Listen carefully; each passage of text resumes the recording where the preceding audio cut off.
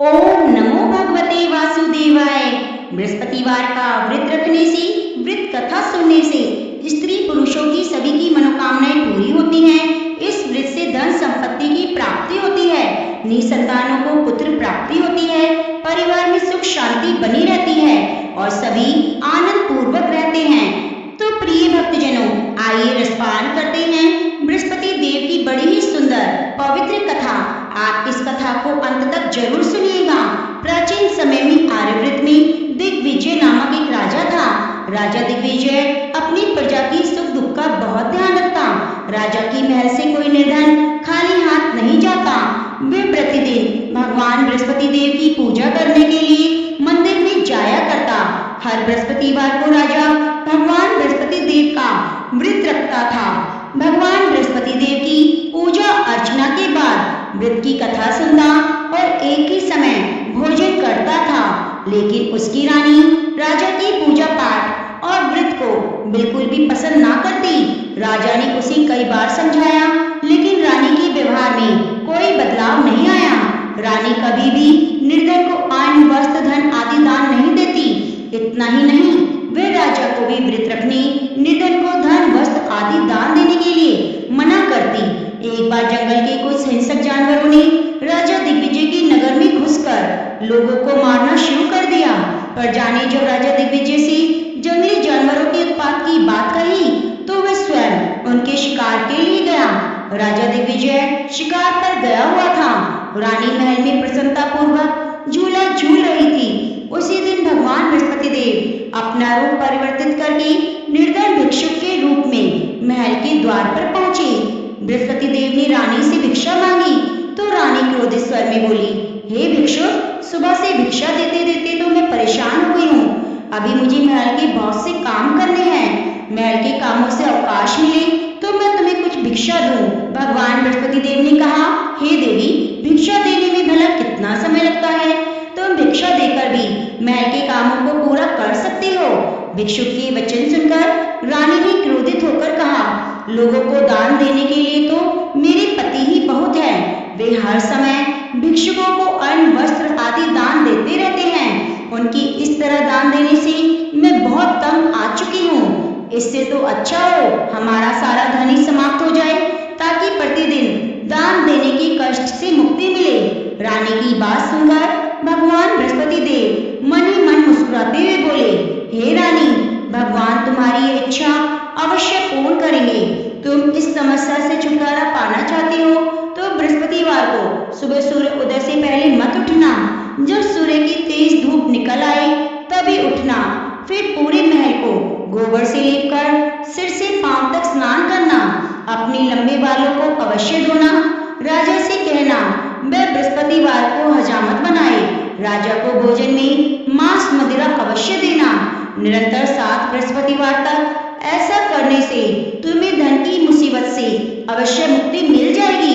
इतना कहकर भिक्षुक का रूप धारण किए भगवान बृहस्पति देव कुछ दूर चलकर अदृश्य हो गए। रानी अपने पति की आदत से ऐसे बहुत परेशान हो चुकी थी, इसलिए कुछ सोचकर उसने परेशानी से छुटकारा पाने के लिए भिक्षुक की बताई बातों का पालन करने का निश्चय किया। राजा ने रानी को ऐसा ना करने के लिए कहा, लेकिन रानी अपनी जिद पर अड़ी रही। उसने राजा को धमकी दी, यदि तुमने मेरी कथा अनुसार काम नहीं किया तो मैं महल छोड़कर चली जाऊंगी। रानी की इस बात से राजा बहुत डर गया, क्योंकि रानी के महल छोड़ देने से पूरे राज्य में उसकी बदनामी हो सकती थी। विवश हो राजा को रानी की बात स्वीकार करनी पड़ी। 3 बृहस्पतिवार के बाद उसे कुछ करने की जरूरत नहीं पड़ी, क्योंकि तीसरे बृहस्पतिवार को ही सारा धन समाप्त हो गया। राजा का अन्न भंडार खाली हो गया।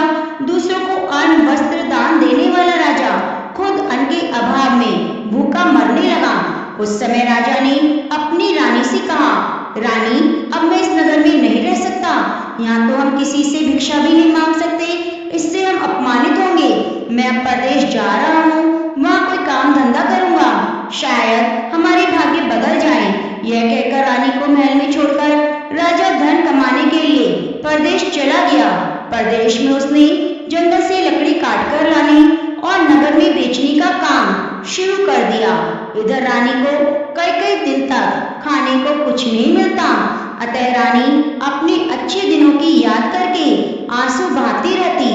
एक दिन रानी ने भूख से बहुत परेशान होकर अपनी दासी से कहा, दासी, समीप के नगर में मेरी बहन रहती है, वे बहुत धनवान है, तू उसके पास जा 5 सेर अनाज ले आ।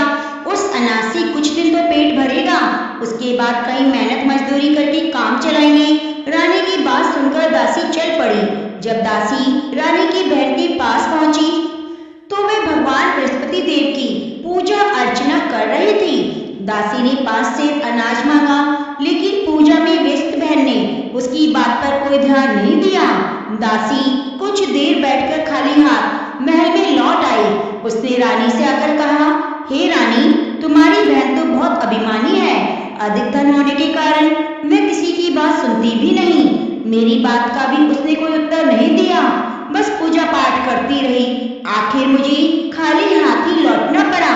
रानी ने उदास मन से कहा, दासी, जब बुरे दिन आते हैं तो कोई सहायता नहीं करता, अपने भी मुंह मोड़ लेते हैं, यह सब हमारे भाग्य का दोष है। उधर पूजा पाठ के बाद रानी की बहन ने जब दासी की ओर देखा तो वह वहां से जा चुकी थी। बहन ने सोचा, अवश्य मेरी बहन पर कोई विपत्ति आ पड़ी है, तभी तो उसने दासी को भेजकर 5 सेर अनाज मंगवाया था। यह सोचकर वे घोड़ा गाड़ी पर सवार हो रानी से मिलने चल पड़ी। रानी के महल में पहुंचकर उसने कहा, बहन, मुझे क्षमा करना, जब तुम्हारी दासी आई थी उस समय मैं बृहस्पति देव की पूजा कर रही थी, इसलिए पूरी वृत्त कथा सुने बिना मैं उठ नहीं सकती। भगवान विष्णु का पूजन समाप्त करके जब मैं उठी तो तुम्हारी दासी वहां से लौट आई थी। रानी ने बहन को सारी दुख भरी कहानी सुनाकर कहा, मैंने दासी को 5 सेर अनाज लाने के लिए भेजा था। बहन ने रानी की कहानी सुनकर कहा, बहन, मैं बृहस्पतिवार का व्रत रखकर भगवान बृहस्पति देव की पूजा करती हूँ। भगवान बृहस्पति देव सबका कल्याण करते हैं। तुम भी भगवान बृहस्पति देव का स्मरण करके अपने महल के किसी कक्ष में जाकर देखो, शायद कहीं अनाज रखा मिल जाए। बहन की बात सुनकर रानी ने मन में सोचा, उसकी धनवान बहन अवश्य ही उसका उपहास कर रही है, लेकिन भगवान बृहस्पति देव का नाम लेकर वे महल के कक्ष में गई। उस कक्ष के अंधेरे कोने में एक घड़ा रखा हुआ था। रानी ने उसमें हाथ डालकर टटोला तो सचमुच उस घड़े में अनाज भरा हुआ था। रानी बहुत हैरान हुई। उसने अपनी बहन से कहा, हे बहन, मुझे भी भगवान बृहस्पतिवार के व्रत की विधि बताओ, अब मैं भी उनका व्रत रखा करूंगी। तब बहन ने उसे बताया, हे रानी बहन, बृहस्पतिवार को सूर्य उदय से पूर्व उठकर स्नान करके बृहस्पतिवार का व्रत रखना चाहिए, लेकिन उस दिन सिर नहीं धोना चाहिए। चने की दाल, मुनक्का, किशमिश लेकर केले के वृक्ष के पास जाकर उसकी जड़ में भगवान बृहस्पति देव की पूजा करनी चाहिए। घी का दीपक जलाकर रखना चाहिए। उस दिन एक ही समय भोजन करें और भोजन में चने का आटा, पीले खाद्य पदार्थ ग्रहण करें। बृहस्पतिवार का व्रत रखने से घर में धन धान्य की वृद्धि होती है, अनाज से भंडार भर जाते हैं। इस व्रत के विधिवत करने से निसंतान को संतान की प्राप्ति होती है। बहन के वचन सुनकर रानी ने तुरंत ही भगवान बृहस्पति देव का व्रत रखने का निश्चय कर लिया। 7वें दिन जब बृहस्पतिवार आया तो रानी ने बृहस्पतिवार का व्रत रखा। कहीं से मांगकर उसने चने और गुड़ का प्रबंध किया। चने की दाल से केले की जड़ में विष्णु भगवान का पूजन किया और घी का दीपक जलाकर भगवान बृहस्पति देव की पूजा की। रानी विष्णु भगवान के भोग के लिए पीले अन्न का कहीं से प्रबंध ना कर सकी, अतः वह मन ही मन परेशान होने लगी। उधर भगवान बृहस्पति देव रानी के विधिवत व्रत रखने के कारण उससे बहुत प्रसन्न हुए, अतः वह अपना रूप परिवर्तित करके 2 थालियों में पीला भोजन लेकर रानी के घर पहुंचे। भगवान बृहस्पति देव ने दासी से कहा, हे दासी, मैं तुम्हारी और रानी के लिए व्रत का पीला भोजन लाया हूँ। भोजन देकर वह चले गए। दासी ने रानी से भगवान बृहस्पति देव को भोग लगाकर भोजन करने के लिए कहा। रानी को कुछ पता नहीं था। वह दासी से बोली, दासी, क्यों निर्धनता पर मेरा उपहास करती हो? तब दासी ने कहा, अभी अभी कोई आदमी मुझे 2 थालियों में पीला भोजन देकर गया है। वेशभूषा से तो मुझे कोई पुजारी लगता था। रानी ने बृहस्पति भगवान को भोग लगाया, फिर बचा हुआ भोजन दासी के साथ बैठकर ग्रहण किया। रानी प्रत्येक बृहस्पतिवार को विधिवत व्रत रखकर बृहस्पति देव की पूजा करने लगी। रानी के व्रत रखने से भगवान बृहस्पति देव बहुत प्रसन्न हुए। रानी के महल में धन की वर्षा होने लगी। कुछ ही दिनों में रानी के पास काफी धन एकत्रित हो गया। उसके अन्न के भंडार भी भर गए। इतना सब कुछ होने से रानी पुनः पहले की तरह आलसी और अभिमानी हो गई। एक दिन रानी ने किसी भिक्षुक को आलस्य के कारण खाली हाथ लौटा दिया तो दासी ने कहा, रानी जी, आप फिर पहले की तरह धन संपत्ति पाकर आलसी हो गई हो। निर्धन को अपने द्वार से खाली हाथ लौटाना अच्छा नहीं होता। भगवान बृहस्पति देव की अनुकंपा से हमें अत्यधिक धन और अन्न मिला है, इसलिए आलस्य छोड़कर हमें निर्धनों को दिल खोलकर दान देना चाहिए। दान देने से आपके परिवार का नाम होगा और भगवान बृहस्पति देव प्रसन्न होकर आपका कल्याण करेंगे। दासी की बात सुनकर रानी ने निर्धनों को फिर से दान देना शुरू कर दिया। कई निर्धन ब्राह्मणों को धन देकर उनकी कन्याओं के विवाह में सहायता की। रानी की सब जगह प्रशंसा होने लगी। धन संपत्ति मिलने के बाद रानी को राजा की याद सताने लगी। रानी ने एक दिन दासी से कहा, दासी, पता नहीं मेरे स्वामी प्रदेश में किस हाल में होंगे, मुझे उनका पता लगाना चाहिए। रानी ने पूजा के समय भगवान बृहस्पति देव से प्रार्थना की उसके पति को जल्दी घर लौटने का स्मरण कराएं। उसी रात भगवान बृहस्पति देव प्रदेश में रह रहे राजा दिग्विजय के स्वप्न में आकर बोले, हे राजन, तुम अपने नगर को लौट जाओ, तुम्हारी रानी तुम्हें बहुत याद कर रही है। राजा सुबह उठकर लकड़ियां काट कर लाने के लिए जंगल की ओर चल पड़ा।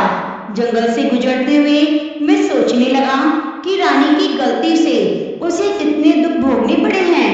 राजपाट छोड़कर प्रदेश में आकर रहना पड़ा है। जंगल से लकड़ियां काटकर नगर में बेचकर गुजारा करना पड़ा है। उसी समय बृहस्पति भगवान एक सन्यासी के वेश में राजा के पास पहुंचे। भगवान ने राजा से पूछा, हे लकड़हारे, तुम किस चिंता में डूबे हो? राजा ने दुखी मन से अपनी सारी बात उस सन्यासी को बताई। उसकी कथा सुनकर सन्यासी ने कहा, हे लकड़हारे, तुम्हारी पत्नी ने भिक्षुक को धन नहीं देने के लिए आलस्य किया था। इससे भगवान बृहस्पति देव क्रोधित हो गए हैं। उनके क्रोधित होने से तुम्हारी ऐसी हालत हुई है। लेकिन अब चिंता करने की बात नहीं, तुम घर लौटकर विधिवत भगवान बृहस्पति देव का व्रत रखना आरंभ कर दो। बृहस्पति देव का व्रत रखकर चने की दाल और गुड़ को जल से भरे बर्तन में डालकर केले के वृक्ष की पूजा करो। उसके बाद व्रत की कथा सुनो। स्वयं भी व्रत कथा कह सकते हो। इस प्रकार व्रत करने से भगवान बृहस्पति देव तुम्हारी सभी मनोकामनाएं पूरी करेंगे। राजा ने सन्यासी से कहा, हे सन्यासी, मैं भगवान बृहस्पति देव की पूजा करना तो चाहता हूँ, लेकिन लकड़ियां काटकर बेचने से बस अपना पेट भर पाता हूँ। भगवान की पूजा के लिए धन कहाँ से लाऊं? राजा की बात सुनकर सन्यासी का रूप धारण किए भगवान बृहस्पति देव ने कहा, भगवान बृहस्पति देव का स्मरण कर तुम जंगल में जाकर लकड़ियां काटना, फिर उन्हें नगर में ले जाकर बेचना। तुम्हें इतना धन मिल जाएगा कि तुम अपने भोजन के साथ गुड़ और चने भी खरीद सकोगे। यह कहकर सन्यासी ने भगवान बृहस्पति देव की कथा लकड़हारे को सुनाई। प्राचीन समय में बसंतपुर नगर में एक निर्धन ब्राह्मण रहता था। ब्राह्मण की कोई संतान नहीं थी। उसकी पत्नी बहुत फुहर औरत थी। सुबह काफी धूप निकलने के बाद उठती, प्रतिदिन स्नान न करती, भगवान की पूजा करने की तो कभी सोचती भी नहीं। सुबह उठते ही पहले भोजन करती। घर में सफाई करना कतई पसंद नहीं था। ब्राह्मण अपनी पत्नी के इस आचरण से बहुत दुखी रहता। भगवान की अनुकंपा से उस ब्राह्मण की पत्नी गर्भवती हुई। उसने 10वें महीने में एक सुंदर कन्या को जन्म दिया। निर्धन ब्राह्मण कन्या के जन्म से बहुत दुखी हुआ।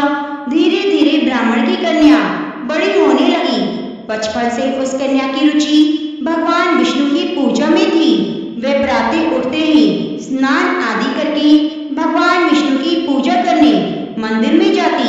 बृहस्पतिवार का व्रत रखकर विधिवत पूजा पाठ करती, फिर पढ़ने के लिए पाठशाला जाती, फिर घर से लौटते हुए मुट्ठी जौ भरकर ले जाती और रास्ते में थोड़े थोड़े जौ गिराती जाती। जब वह पाठशाला से घर लौटती तो जौ के दाने सोने में बदले हुए मिलते। लड़की सभी सोने के दाने बीन लाती। एक दिन जब वह सोने के दानों को साफ कर रही थी तो उसकी माँ ने कहा, बेटी, सोने के दाने साफ करने के लिए सोने का सूप होना चाहिए। अगले दिन बृहस्पतिवार था। उसने भगवान बृहस्पति देव से पूजा करते हुए प्रार्थना की, हे भगवान, यदि मैंने आपका व्रत विधिवत किया है तो मुझे सोने का सूप दे दो। भगवान बृहस्पति देव ने उनकी मनोकामना पूरी की। भगवान बृहस्पति देव ने उसकी मनोकामना पूरी करने का वचन दिया। पाठशाला से लौटते समय उसे रास्ते में एक सोने का सूप पड़ा हुआ मिला। घर लौटकर सोने का सूप अपनी माँ को दिखाकर वह सोने के दाने साफ करने लगी। उस सुंदर लड़की को सोने के सूप में जौ साफ करते देखकर राजकुमार उस पर मोहित हो गया। महल में लौटकर राजकुमार ने राजा से उस लड़की से विवाह करने की इच्छा प्रकट की। तो राजा ने ब्राह्मण को महल में बुलाकर राजकुमार से उसकी लड़की के विवाह की बात कही। ब्राह्मण शहर से तैयार हो गया। धूमधाम से उस लड़की का विवाह राजकुमार से हो गया। दुल्हन बनकर ब्राह्मण की लड़की महल में चली गई। लड़की के चले जाने से ब्राह्मण फिर निर्धन हो गया। उसे कई कई दिन तक भोजन नहीं मिलता। बहुत दुखी होकर ब्राह्मण एक दिन अपनी लड़की के पास गया। अपने पिता से निर्धनता का समाचार सुनकर उसने बहुत सा धन देकर पिता को विदा किया। उस धन से ब्राह्मण के कुछ दिन तो आराम से गुजर गए, लेकिन जल्दी सारा धन समाप्त हो गया। फिर भूखों मरने की नौबत आ गई। ब्राह्मण अपनी लड़की से धन लेने के लिए महल में पहुंचा। लड़की ने पिता की बुरी हालत देखकर कहा, पिताजी, आखिर आप कब तक मुझसे धन लेकर जीवन यापन करेंगे? आप कोई उपाय क्यों नहीं करते जिससे आपका घर धन संपत्ति से भर जाए? ब्राह्मण ने कहा, मैंने तेरी माँ को बहुत समझाया पर उसकी समझ में नहीं आता। उसका फुहड़पन नष्ट हो तो घर की निर्धनता भी दूर हो जाए। तब कुछ सोचकर लड़की ने अपने पिता से कहा, पिताजी, आप कुछ दिनों के लिए माँ को मेरे पास छोड़ जाओ। ब्राह्मण अपनी पत्नी को लड़की के पास महल में छोड़ आया। लड़की ने अपनी माँ से कहा, माँ, तुम प्रातःकाल उठकर स्नान आदि करके भगवान विष्णु की पूजा करना। पूजा करने से तुम्हारी निर्धनता दूर हो जाएगी। लेकिन माँ ने उसकी बात नहीं मानी। तब क्रोधित होकर लड़की ने अपनी माँ को एक कक्ष में बंद कर दिया। सूर्य उदय के समय माँ को उठाकर जबरदस्ती स्नान कराया। फिर मंदिर ले जाकर भगवान बृहस्पति देव की पूजा कराई। कुछ दिनों तक ऐसा करने से लड़की की माँ की बुद्धि में परिवर्तन हुआ। वह स्वयं बृहस्पतिवार का व्रत रखने लगी। उसके व्रत रखने से ब्राह्मण के घर में भगवान विष्णु की अनुकंपा से धन की वर्षा होने लगी। दोनों पति पत्नी धन धान्य पाकर आनंद पूर्वक जीवन यापन करते हुए विष्णु धाम को चले गए। लकड़हारा बने राजा ने सन्यासी से भगवान बृहस्पति देव की यह कथा सुनकर बृहस्पतिवार का व्रत रखकर भगवान विष्णु की पूजा की। उस दिन से उसके सभी कलेश दूर हो गए। लेकिन अगले बृहस्पतिवार को कामकाज की अधिकता के कारण वह व्रत रखना भूल गया। भगवान बृहस्पति देव इससे उस लकड़हारे बने राजा दिग्विजय पर बहुत क्रोधित हुए और भूल की सजा दी। उस दिन नगर के राजा ने नगर में घोषणा करके सबको सूचित किया, प्रत्येक नागरिक मेरे महल में भोजन करने आए। जो नहीं आएगा उसे भारी दंड दिया जाएगा। लकड़हारा बने राजा ने उस नगर के राजा की घोषणा तो सुनी, लेकिन जंगल से लकड़ी काट कर लाने और उसे बेचने में देर हो जाने के कारण वह समय पर महल में भोजन करने नहीं जा सका। अतः राजा के सैनिक लकड़हारे को पकड़कर महल में ले गए। राजा ने उसी महल के कक्ष में बिठाकर भोजन कराया। उस कक्ष में खूंटी पर रानी का सोने का हार लटका हुआ था। लकड़हारा अकेला उस कक्ष में भोजन कर रहा था। तभी उसने एक आश्चर्यजनक घटना घटते देखी। देखते देखते खूंटी हार को निगल गई। थोड़ी देर के बाद नगर के राजा ने हार को गायब देखा तो लकड़हारे को कारावास में डलवा दिया। लकड़हारा मन ही मन अपने भाग्य को कोसने लगा। तभी उसे जंगल में मिले के रूप में उसके सामने प्रकट हुए और कहा, हे लकड़हारे, तूने भगवान बृहस्पति देव की पूजा नहीं की, इसी कारण तुम्हें कष्ट हुआ है। लेकिन अब चिंता मत करो, बृहस्पतिवार के दिन कारागार के दरवाजे पर पैसे पड़े मिलेंगे। भगवान बृहस्पति देव का व्रत रखकर पैसों से पूजा सामग्री मंगाकर पूजा करोगे तो तुम्हारे सभी दुख दूर हो जाएंगे। बृहस्पतिवार के दिन दरवाजे पर पड़े मिले पैसों से चने और गुड़ मंगाकर लकड़हारे ने बृहस्पतिवार की कथा सुनी तो भगवान बृहस्पति देव ने प्रसन्न होकर नगर के राजा को स्वप्न में लकड़हारे को कारागार से मुक्त करने को कहा। सुबह राजा ने अपने कक्ष में जाकर देखा तो खूंटी पर रानी का हार मिल गया। राजा ने लकड़हारे को मुक्त कर दिया, बहुत सा धन आभूषण देकर विदा किया। लकड़हारा बना राजा उस नगर से चलकर अपने नगर पहुंचा तो नगर में कोई धर्मशाला बाग बगीचे देखकर बहुत खुश हुआ। राजा ने एक व्यक्ति से पूछा, ये कोई धर्मशाला किसने बनवाई है? उस व्यक्ति ने राजा को बताया, ये सब रानी और दासी ने बनाए हैं। राजा नगर के जिस भी आदमी से इसके बारे में पूछता तो सभी रानी और दासी का नाम बताते। राजा जब महल में पहुंचा तो रानी ने उसका भव्य स्वागत किया। तब राजा ने निश्चय किया, सप्ताह में एक बार तो सभी बृहस्पति देव का व्रत और पूजन करते हैं, परंतु मैं प्रतिदिन व्रत किया करूंगा, दिन में 3 बार कथा कहा करूंगा। अब राजा हर समय दुशाले में चने की दाल बांधे रहता, दिन में 3 बार बृहस्पति देव की कथा कहता। कुछ दिनों के बाद राजा को अपनी बहन की याद आई। एक दिन घोड़े पर सवार होकर राजा अपनी बहन से मिलने चला। अभी राजा नगर के बाहर ही पहुंचा था कि उसने कुछ लोगों को शव ले जाते हुए देखा। राजा को स्मरण हुआ कि आज उसने किसी को बृहस्पतिवार की व्रत कथा नहीं सुनाई है। राजा ने लोगों को रोककर कहा, भाइयों, आप शव ले जाने से पहले मुझसे बृहस्पतिवार की कथा सुन लें। लोगों ने राजा पर क्रोधित होते हुए कहा, तुम पागल तो नहीं हो गए? लेकिन कुछ बुरे लोगों ने कहा, अच्छा भाई, हम तुम्हारी कथा भी सुन लेंगे, चलते चलते सुना लो। राजा ने चलते हुए आधी कथा सुनाई। शव हिलने लगा। राजा की पूरी कथा सुनते ही शव उठकर बैठ गया। लोगों ने हैरानी से दांतों तले उंगली दबाई और अगले बृहस्पतिवार से भगवान बृहस्पति देव का व्रत रखने कथा सुनने का निश्चय कर लिया। घोड़े पर सवार राजा चलते हुए किसान के पास पहुंचा। किसान अपने खेत में हल चला रहा था।